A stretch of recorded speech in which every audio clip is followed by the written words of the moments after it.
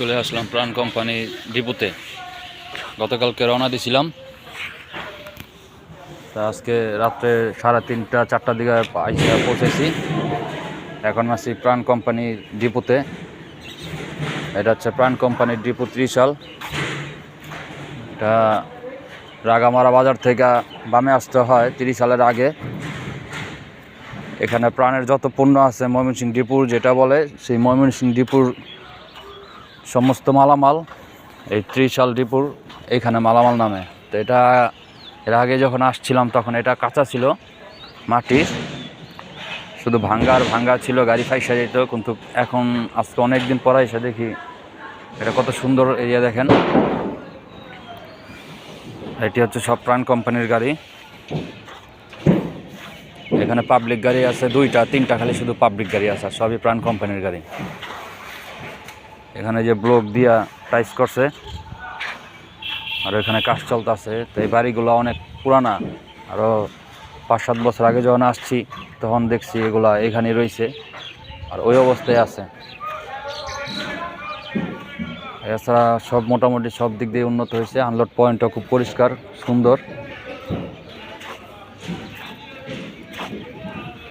আর এটা হচ্ছে আমার গাড়ি। গতকালকে 11:30 দিকে রওনা দিয়েছিলাম, 12টা ধরে মইব টাইম। আমি নিয়ে আসছি পটেটো চিপস।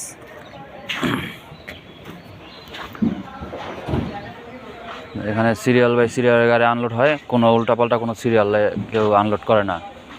তা ড্রাইভাররা দূর দূরান্তের থেকে আসলে তা ওইখানে শুয়ে থাকলে, ওই যে পার্কিং হচ্ছে ওটা, ওই সিরিয়ালে গাড়ি রাখে।